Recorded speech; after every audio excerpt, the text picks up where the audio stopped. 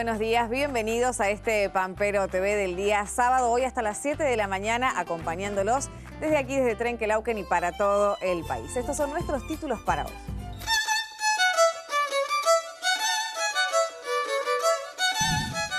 Amplían compensación a lecheros. El Gobierno Nacional sumó a los tambos que producen hasta 6.000 litros diarios al régimen de recomposición del pequeño productor.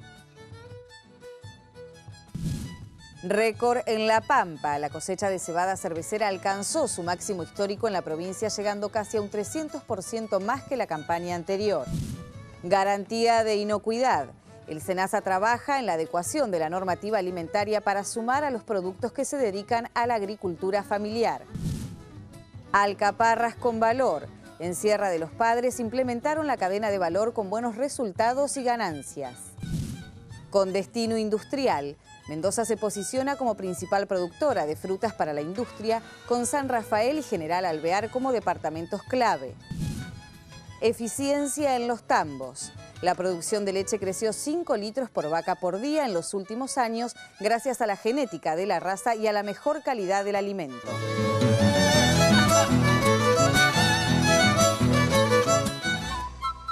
Ya comenzamos con la información en esta mañana de Pampero TV. La tuberculosis es una enfermedad infectocontagiosa producida por una bacteria que afecta a animales y seres humanos. Por esto, la prueba tuberculínica es una herramienta para prevenir y controlar esta afectación.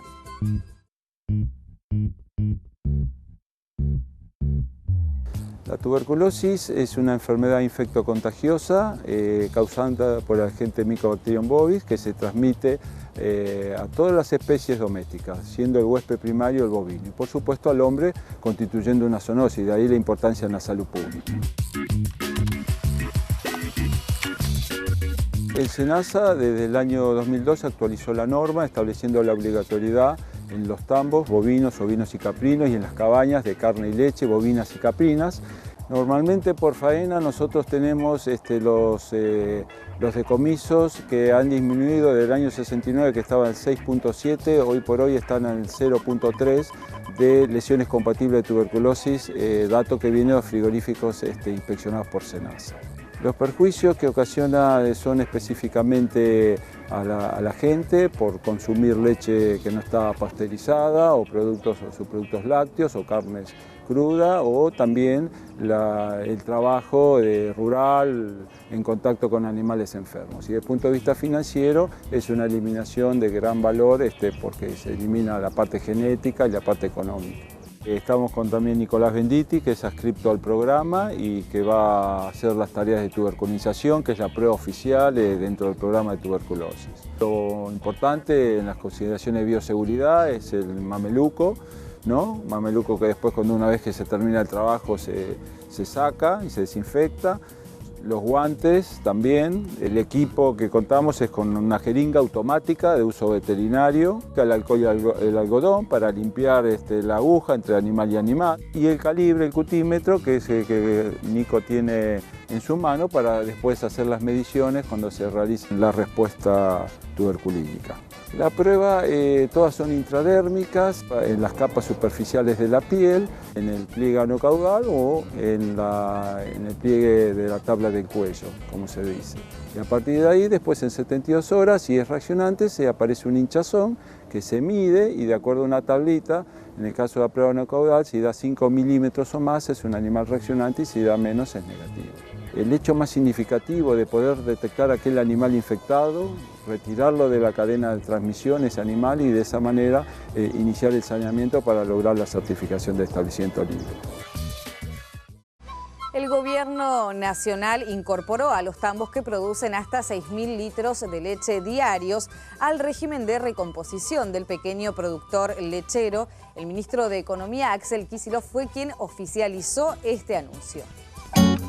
El Gobierno Nacional incorporó a los tambos que producen hasta 6.000 litros de leche diarios al régimen de recomposición del pequeño productor lechero, que a partir de ahora serán beneficiados con un aporte de 30 centavos por litro para los primeros 2.900 litros que produzcan. La medida, anunciada por el ministro de Economía, Axel Kicillof, tendrá un impacto fiscal de 120 millones de pesos y es una extensión de otra ya vigente desde marzo de este año para los pequeños productores tamberos de menos de 2.900 litros diarios. Hace pocos días el precio de exportación, que es el precio testigo, el que todos observan, que es la tonelada de leche en polvo, pasó de estar $5.000 la tonelada de leche en polvo a estar 1.590. El Estado Nacional está accionando para defender al productor. Con esta ampliación abarcamos el 97% de los productores y el 82% de la producción. Los eventuales beneficiarios deberán completar la declaración jurada en el registro de productores lácteos beneficiarios disponible en el sitio web del Ministerio de Economía y el pago se realizará por razón social independientemente de la cantidad de tambos que un productor explote.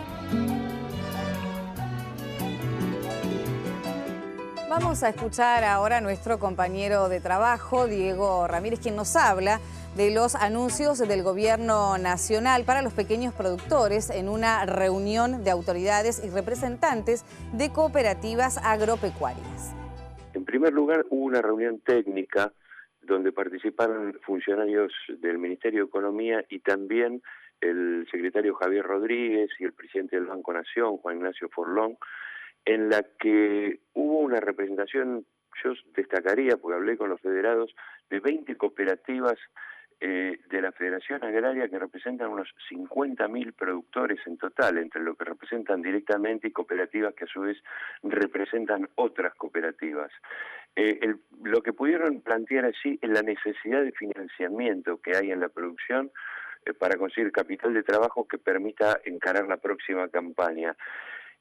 Los cooperativistas pudieron plantear su realidad a los funcionarios, que por cierto es muy distinta, porque tiene mucha diferencia de acuerdo con sus necesidades geográficas, productivas y las diferencias de escala que tiene cada una de las cooperativas. Los funcionarios acordaron analizar las necesidades en común que plantearon las cooperativas en cuanto a la necesidad de financiamiento, pero también con los requerimientos particulares que tiene cada una de ellas. Es un tema muy importante, insisto, estaban representados 50.000 productores, aproximadamente en una semana se comprometió el Ministerio de Economía y los funcionarios de Agricultura y Banco Nación a dar algún tipo de respuesta sobre este tema. El otro punto que se trató también fue el que se explicaba en el informe, el de los tamberos, con la ampliación del beneficio. Y otro tema muy importante fue la evolución del programa Estímulo a Pequeños Productores. Recordamos que hace un mes se amplió también de 49.000 productores a casi 57.000 aproximadamente para la devolución de retenciones, que son transferencias directas que comenzaron siendo 2.500 millones de pesos, ahora es cerca de 3.000 millones de pesos. En este punto hubo coincidencias también acerca de que hay bastante retraso en cuanto a la inscripción de los productores que tienen dinero disponible para cobrar, pero por falta de difusión que hay en los medios sobre este programa, todavía no se han inscrito. No están los números de agosto, pero recordamos que al 15 de julio, que es el momento en el que se acredita en la cuenta del productor que se inscribe el dinero que le corresponde, hay en promedio para cobrar unos 100.000 pesos por productor, se habían inscrito 28.500, es decir, que faltaban unos 20.000 productores a los que se suman los que ingresaron en la segunda etapa de este programa anunciada hace un mes. En esto coincidieron Federación Agraria y los funcionarios de que hay algún retraso en ver de cómo se difunde con mayor insistencia el tema del programa para que los productores puedan inscribirse y tener así también el financiamiento que requieren para encarar la próxima campaña. Estos son los puntos más importantes que se conversaron en la reunión de ayer en Yamila entre los federados, recordamos, en representación de unos 50.000 productores y los funcionarios de Economía, Banco Nación y el Ministerio de Agricultura. Y como todos los sábados vamos a ir dejando los saluditos que nos mandaron mediante Facebook durante la semana en Pampero TV y también recuerden que todas nuestras notas las pueden volver a ver en YouTube. Un saludo para Emily Ritter y para su marido Luis, que nos miran desde Brasil todos los días. Para Ángel Quelo, que saludaba a su hija Luciana Lara. Y también para Fabián Piemonte, para Catalina Novarese y para Juan Carlos Fernández, que nos saludaban en Facebook.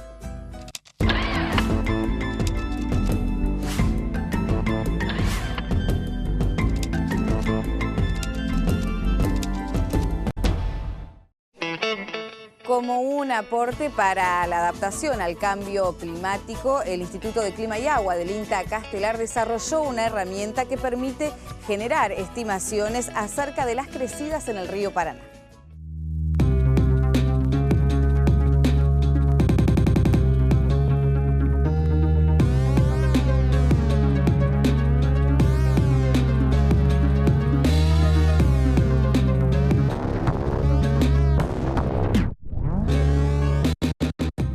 La herramienta que hemos generado, creo que esto va a servir mucho para adaptarnos, porque uno escucha hablar diario a diario lo que es lo relacionado al cambio climático, calentamiento global. Entonces, más que estar asustados, debemos pensar en herramientas que ayuden a los productores y a la población en general a adaptarse a este cambio climático. Por ejemplo, uno de los productos que hemos generado es tener 2 pronósticos que abarcan 6 meses en adelante para la cuenca del río Paraná.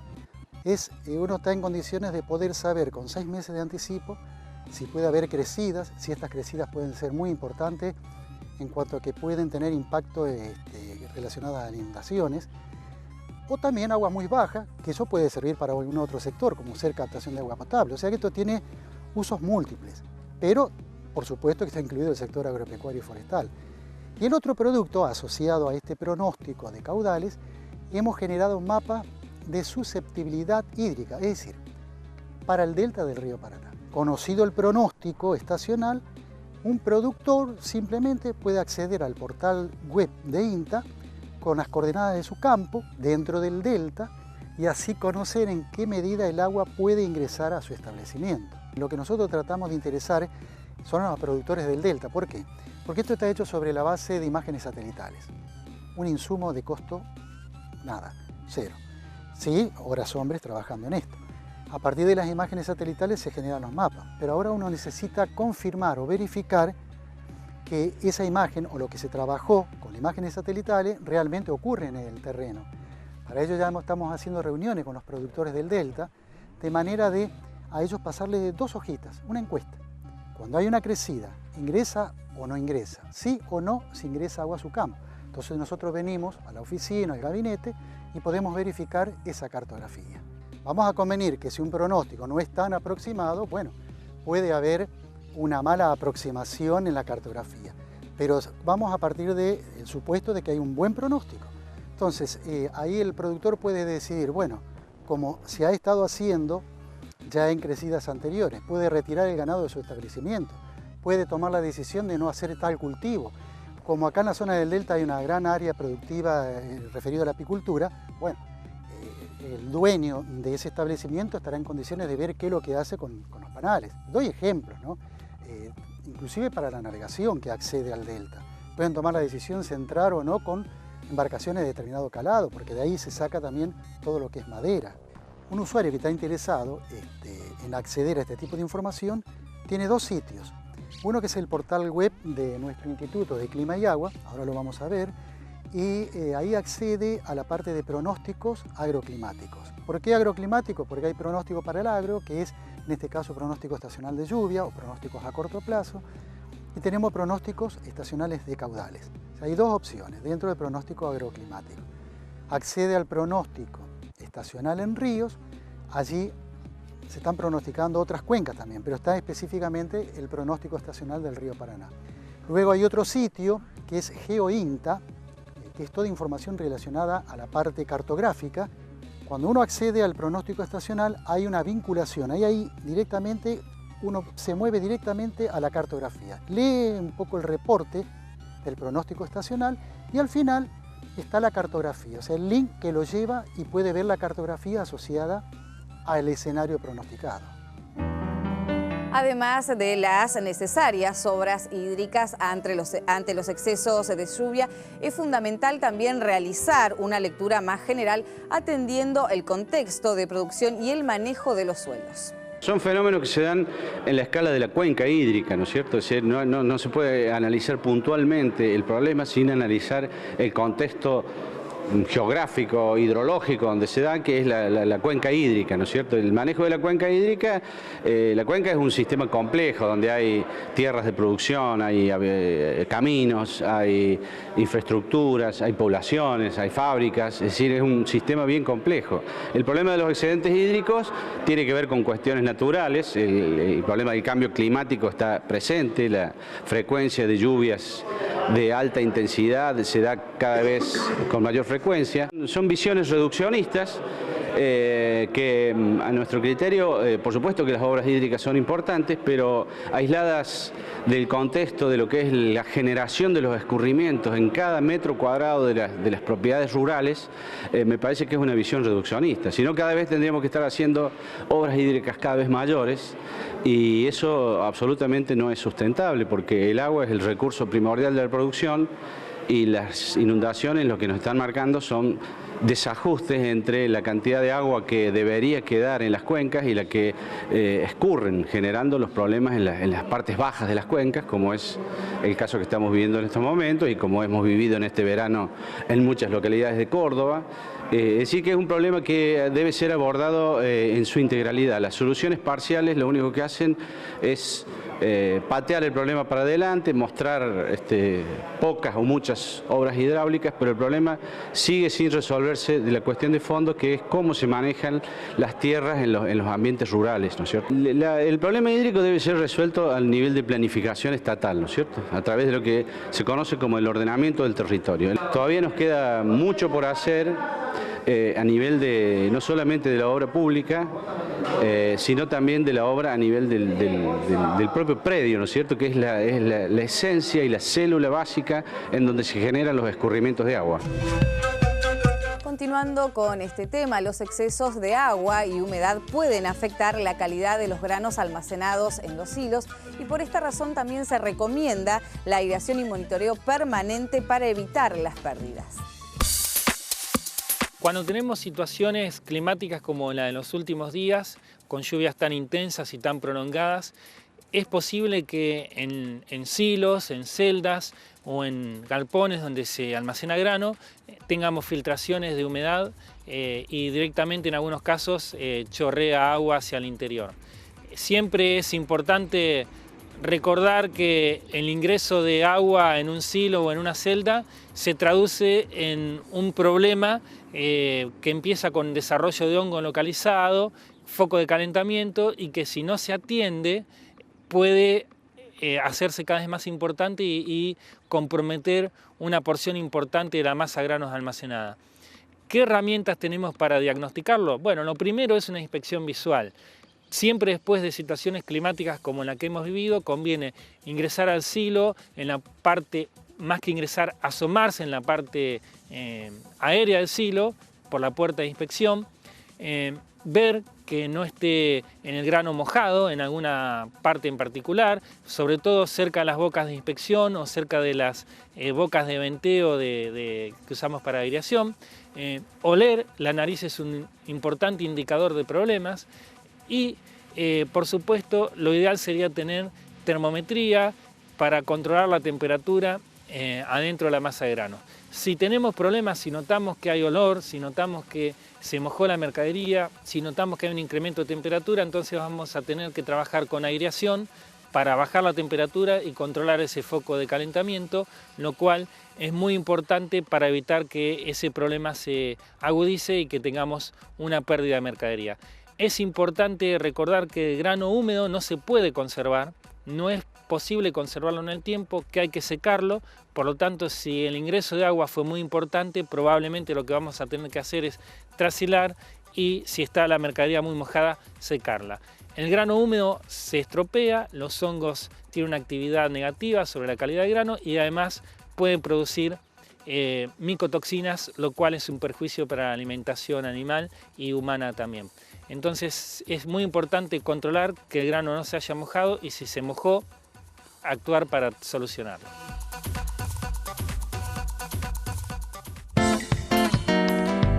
Hacemos nuestra primera pausa en esta mañana de Pampero TV y cuando regresemos, el negocio de las frutas. Mendoza se instala como el principal productor de fruta con destino industrial.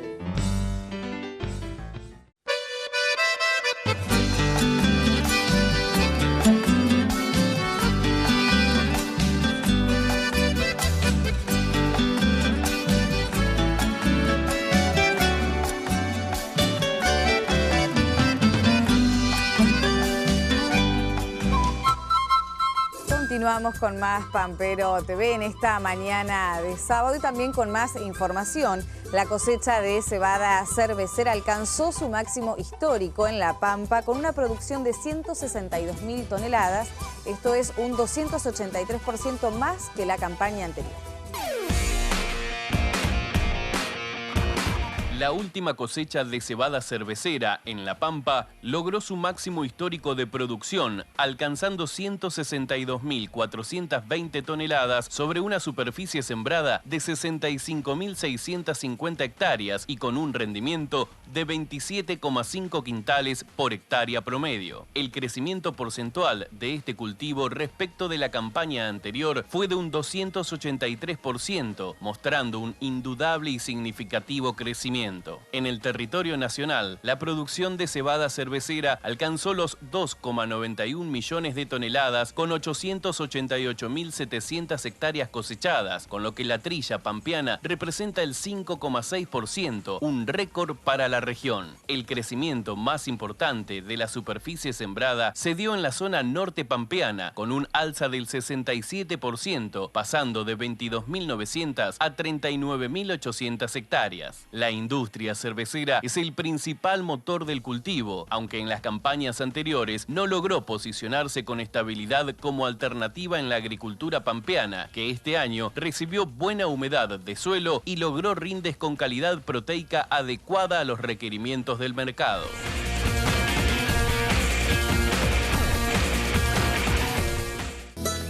En Sierra de los Padres, a partir de la producción de alcaparras, lograron implementar la cadena de valor elaborando productos a base del cultivo, con buenos resultados y ganancias razonables. Estamos en Sierra de los Padres, en un cultivo de alcaparras. Este es el establecimiento elaborador.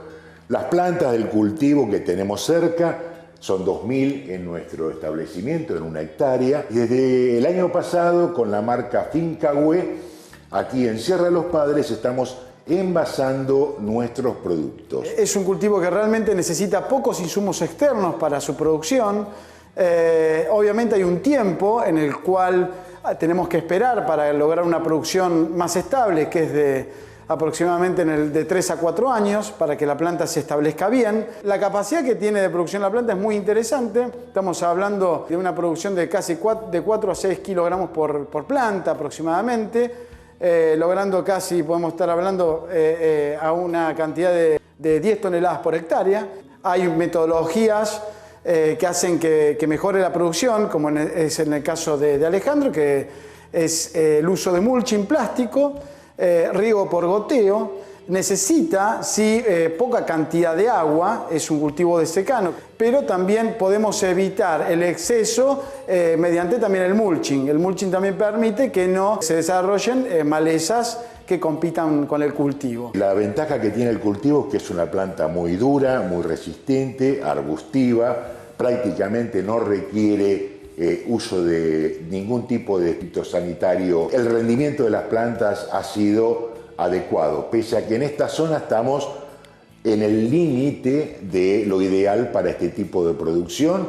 Nos permite cierta competencia porque estamos más cerca del mercado que las consume. Viajamos por nuestro país y llegamos a la provincia de Mendoza, que se posiciona como la principal productora de frutas con destino industrial, con San Rafael y General Alvear como los departamentos claves de esta producción. Gran parte de la fruta que se produce en Mendoza se destina a la industria. El sur de esa provincia se posiciona como el principal productor de fruta con destino industrial, con un total de 5.570 hectáreas de durazno, 15.416 de ciruela, 1.246 de pera y 72 de manzana. De acuerdo a datos del Registro Único de la Tierra de esa provincia, las localidades con mayor cantidad de hectáreas dedicadas a la producción de frutas para la industria son San Rafael y General Alvear. San Rafael tiene 4.227 hectáreas de durazno para industria, 12.000 de ciruela, 1.130 de pera y 60 de manzanas, mientras que General Alvear cuenta con 1.343 de durazno, 3.416 de ciruela, 116 de perales y 12 de manzanos. Según el informe, en una temporada regular, las industrias locales producen un promedio de 250.000 toneladas entre todas las frutas. Otras zonas productivas de Mendoza, pero de menor impacto, son Tunuyán, San Martín, Tupungato, Rivadavia y Santa Rosa. Y seguimos con nuestros saluditos de Facebook para Oscar José de Marqui, para Marisa Cerdá de Cinco Saltos, también para Verónica Benítez de Paso de los Libres, para Aide Ioia y para su esposo Juan, que siempre nos dejan saludos en Facebook, también para Néstor Espinosa y para su esposa, que son de Selva del Río de Oro de Chaco. Un beso grande para todos ellos.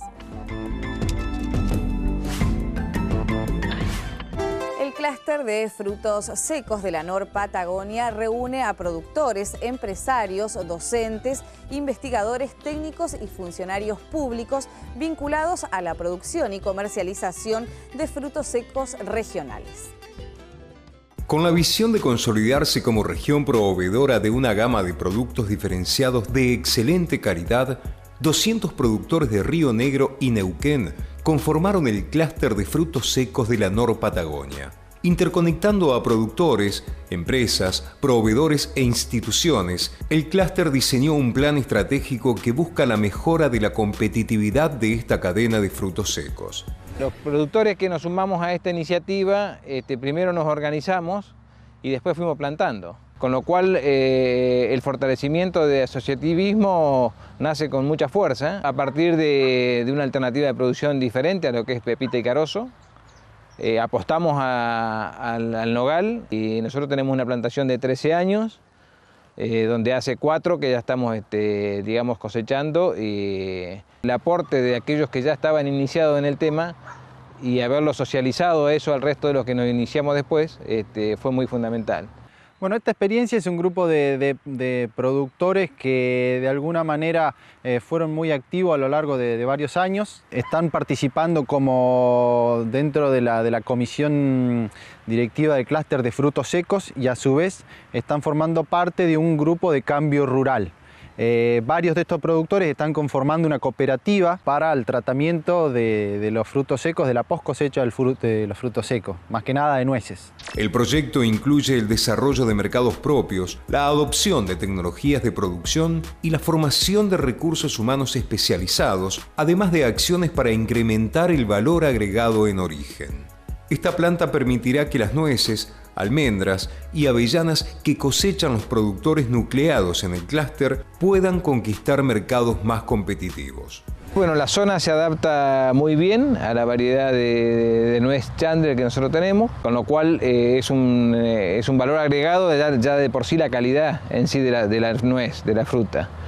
Y apuntamos a, ahora a poder hacer el proceso no solamente de clasificado, lavado, secado en horno, y el valor agregado partiendo la nuez en origen, ¿no? Para lo cual con la nueva planta del galpón de empaque y lavado y secado creemos que se va a lograr. Teniendo una planta de post cosecha se puede estandarizar la producción de todos los productores con los mismos parámetros de calidad, sanidad, etc. Como es una planta que es bastante longeva en su producción, se le está pidiendo y se le pide y se ven, porque los grupos se han incorporado mucha gente joven, que se queden en la chacra, que continúen el proyecto y además parte de la premisa fundamental que es rentable. Hacemos una nueva pausa en esta mañana y cuando regresemos, novedosa tendencia. En pleno barrio de Almagro desarrollan una huerta orgánica en una terraza.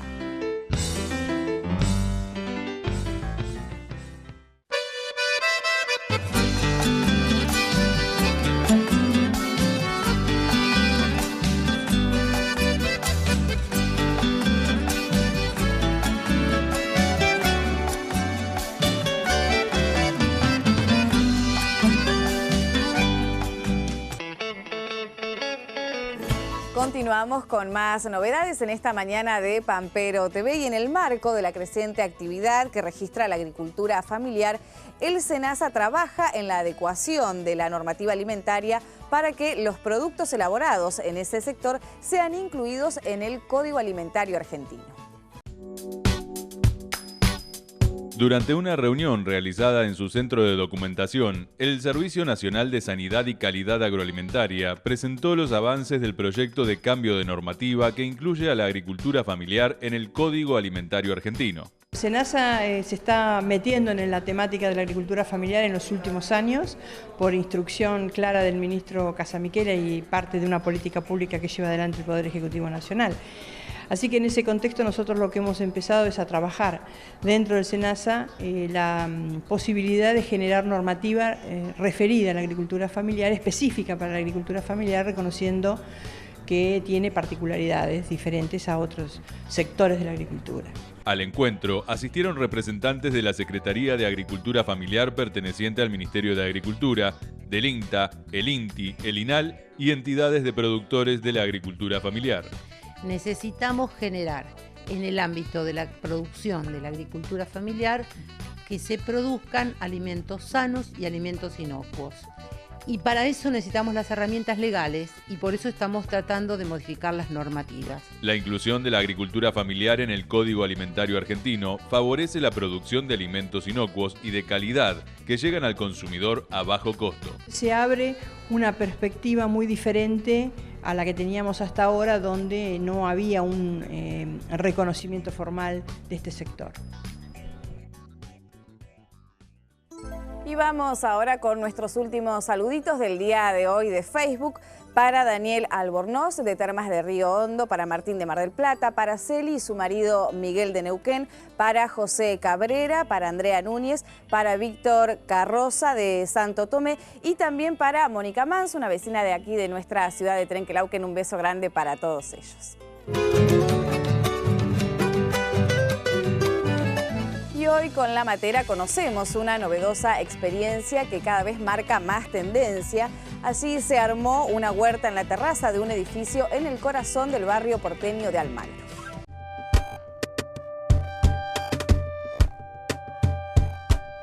Hay quienes dicen que en la capital federal no se puede producir agroecológicamente, pero Lucas, en el barrio de Almagro, en un centro cultural, en la terraza, tiene una huerta urbana. ¿Vamos a verla? Hola Lucas, ¿cómo andás? ¿Todo bien? Todo bien. Bueno, ¿vamos a tomar unos mates que hace frío? Vamos, dale. Vamos. Lucas, contame, estamos acá en el Centro Cultural Zafta, donde tiene una huerta en la terraza. Sí, este es el Centro Cultural Zafta, que es el Centro Cultural Judeo-Humanista. Los que estamos acá venimos del movimiento juvenil que funciona en el piso de abajo, se llama Hayom Yatzaire. Que Hayom Yatzaire es un movimiento juvenil judío de educación no formal, que a través de la educación no formal buscamos enseñar valores judeo-humanistas, sionistas y socialistas. Creemos que a través del juego se pueden aprender distintos contenidos y mismo lo aplicamos con distintos pilares que tenemos. O sea, la ecología es uno de nuestros pilares y con la huerta es una gran forma de enseñar este pilar. O sea, hay edades en las que uno recibe actividades, que más o menos hasta los 17 años, y después pasa a dar actividades. Vos estás dando actividades. Claro, yo ya coordino el movimiento, estoy en la parte de coordinación y planificación de actividades. Bueno, acá tenemos las caléndulas, ¿no? Sí, las caléndulas, mira, sirven para atraer polinizadores y también para alejar a los bichos. ¿Y cómo surge la idea de armar una huerta acá en el pleno corazón de Almagro? En realidad la idea surgió hace varios años, más o menos en el 2010. Siempre lo pensamos como una alternativa a todo lo gris de Buenos Aires, a todo lo gris del barrio, y nos gustaba por eso, porque era como un cambio del barrio. O sea, empezó como todo bastante precario. Y lo que hacíamos era plantar y bueno, como teníamos mucha experiencia, algo crecía, algo no, teníamos plagas, así que fuimos aprendiendo y ya después un poco entramos en contacto con Pro Huerta, que nos fue capacitando y después a lo largo de los años el proyecto fue avanzando.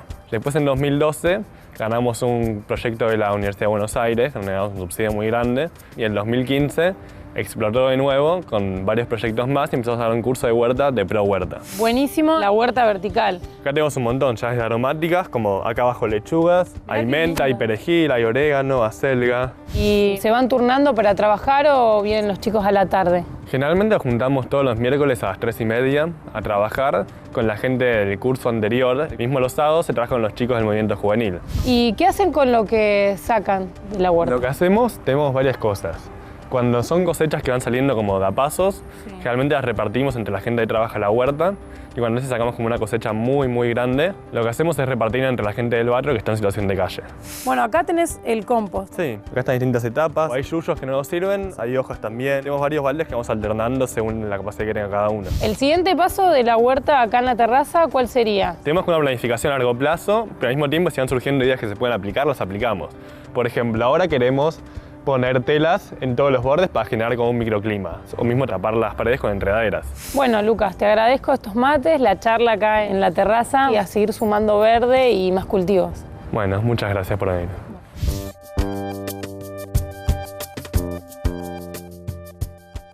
Y ahora en esta mañana de Pampero TV continuamos con el ciclo de entrevistas realizadas por nuestro compañero de trabajo Diego Ramírez. Continuamos con Pampero TV, damos la bienvenida a Fernando Besone, especialista en sanidad de la producción porcina. Fernando, chancho limpio nunca engorda. ¿Es un mito eso del saber popular o la higiene productiva es importante para el rodeo? Sí, mira, eso es un mito, ya que hoy hay muchas maniobras de bioseguridad, o sea, la higiene es muy importante para la producción, ya que un criadero limpio, diríamos, ¿no es cierto?, con una buena higiene, un buen estatus sanitario, es más, aumenta la performance y la producción en el criadero. ¿La falta de higiene puede generar enfermedades como la triquinosis, ese tipo de problemas? Sí, la triquinosis sería una de las enfermedades que por ahí la falta de higiene o por ahí una alimentación mala en el cerdo, ¿no es cierto?, llevaría a que el criadero se infeste con este parásito.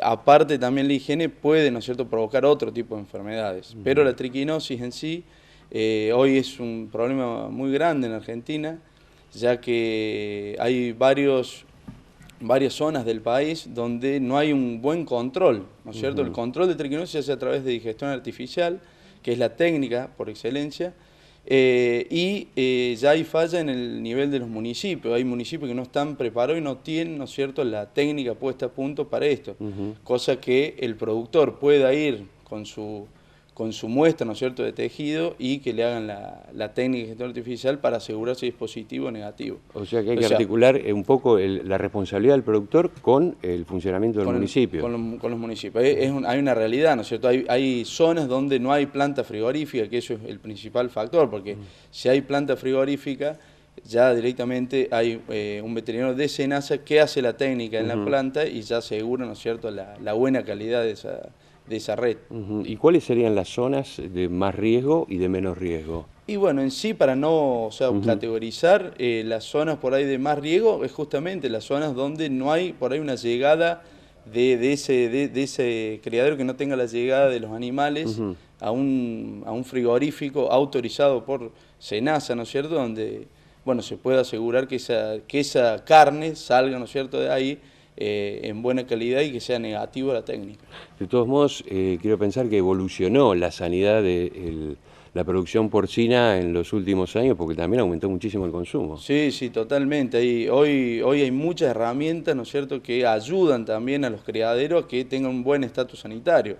No solo por la formación veterinaria que hay ya en las facultades de las distintas universidades del país, sino también los aportes que hace el Estado a proyectos, por ejemplo, de investigación y de control, ¿no es cierto?, a través de SENASA en este caso, de las enfermedades del cerdo. Hoy en día, ¿cuál es el estatus sanitario para la producción porcina de la Argentina? No, hoy yo creo que nos encontramos en un punto donde está aumentando el estatus sanitario, ya que justamente hay mucha capacitación en los profesionales. Ya el productor, a través ya sea de estos cambios rural que existen, ¿no es cierto?, en INTA, son asociativismo, donde se asocian los productores. Ya hay un técnico que los asesora y también, por otra parte, el productor los productores también tienen por seguro de, ¿no es cierto?, contratar un técnico veterinario para que ese criadero vaya en buena forma, ¿no es cierto? Sí, por lo general a veces el productor, cuando algunos números no le dan como quieren, ajusta por el lado de la sanidad, en producción vegetal también, ¿no? ¿Hay alguna relación costo-beneficio en respecto de la sanidad? Sí, mira, en número no te podría decir porque es muy particular de cada criadero, ¿no es cierto? Pero te diría que la sanidad no influye tanto en lo que es el costo total de la producción porcina. Pero le da un enorme beneficio a lo que... Sí, un beneficio muy alto. Fernando Besones, del INTA Marco Juárez, gracias por estos minutos en la televisión pública. Nosotros continuamos con más Pampero TV. Hacemos nuestra última pausa en esta mañana de Pampero TV y cuando regresemos, más producción lechera. En los últimos años aumentó 5 litros gracias a la genética y la alimentación.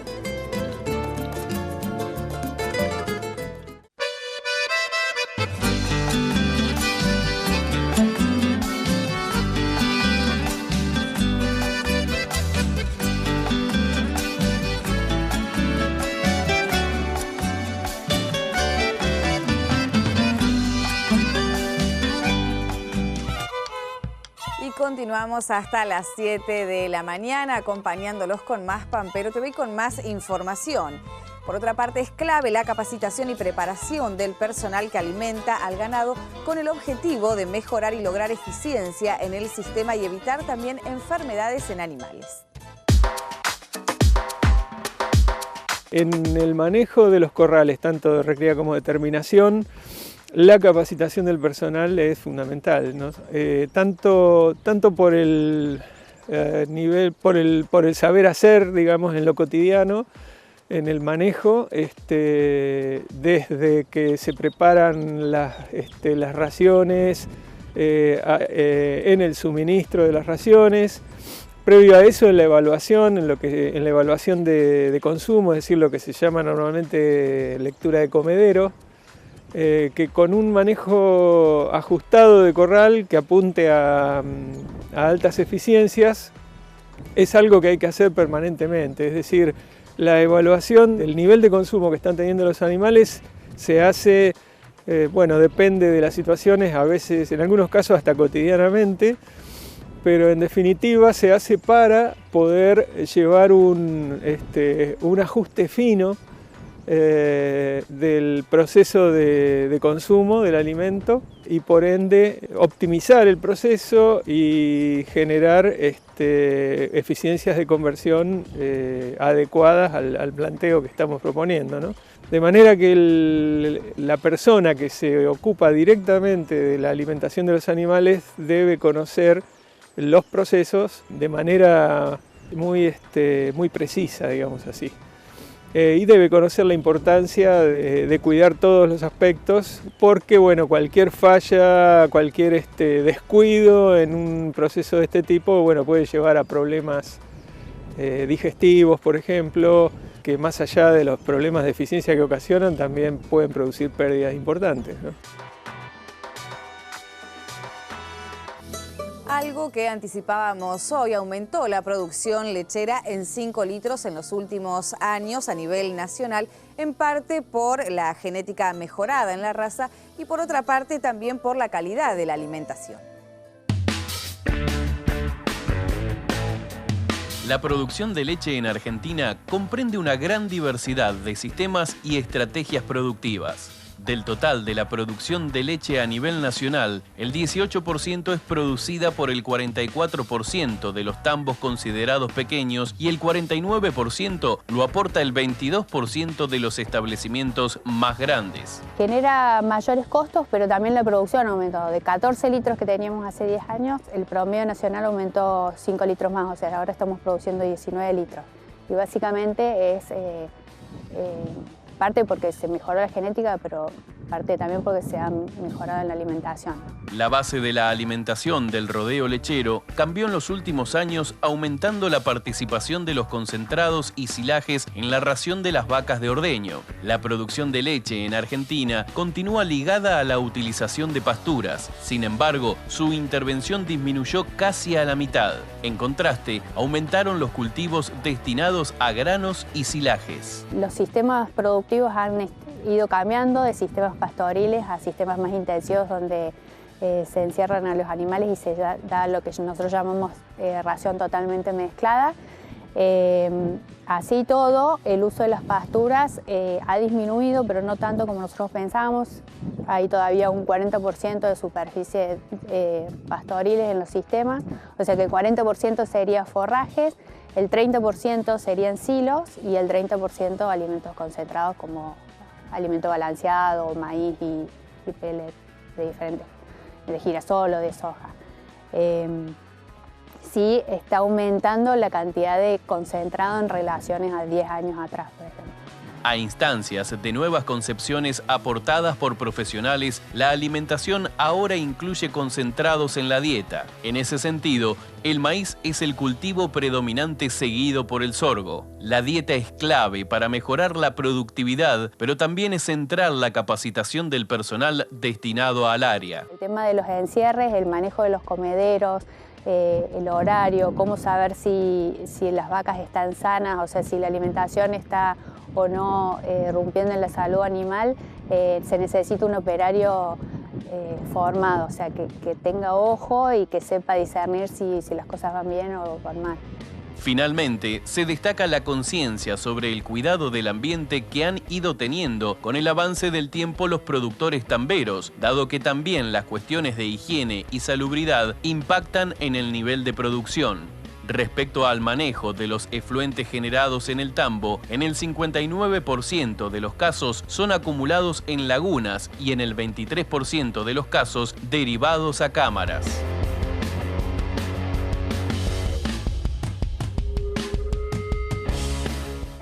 Continuando con este mismo tema, de la mano del INTA, pequeños productores ganaderos entrerrianos obtuvieron mejoras en su producción mediante un manejo racional del monte nativo.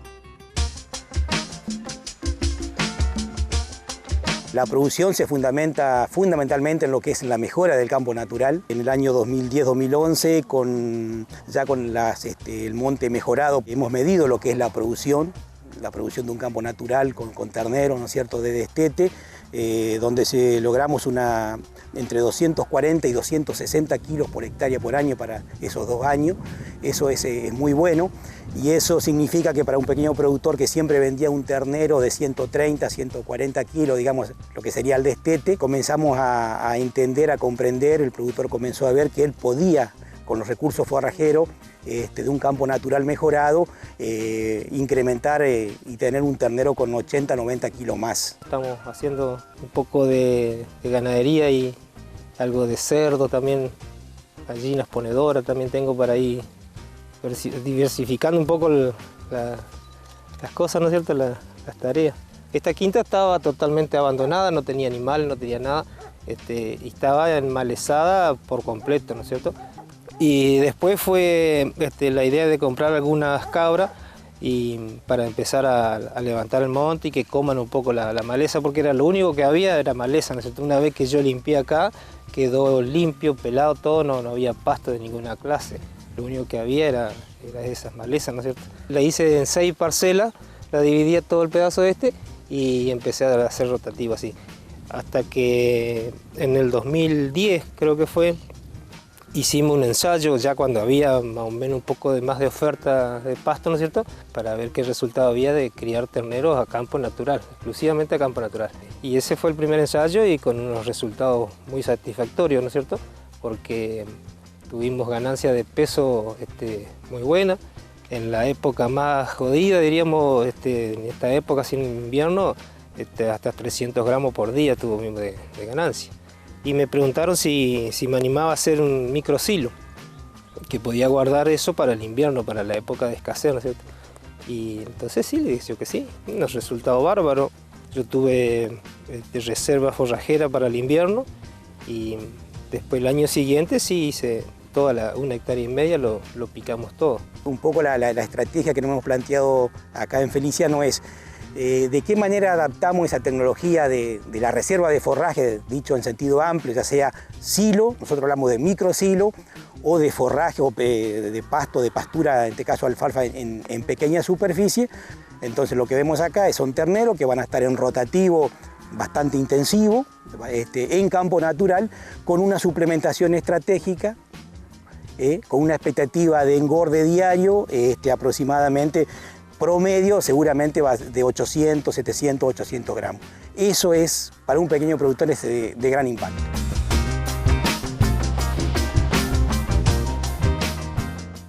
Llegamos al final de este Pampero TV. Nos encontramos nuevamente el lunes a las 6 de la mañana aquí en la pantalla de la Televisión Pública Nacional. Que tengan todos un muy buen fin de semana y gracias por acompañarnos.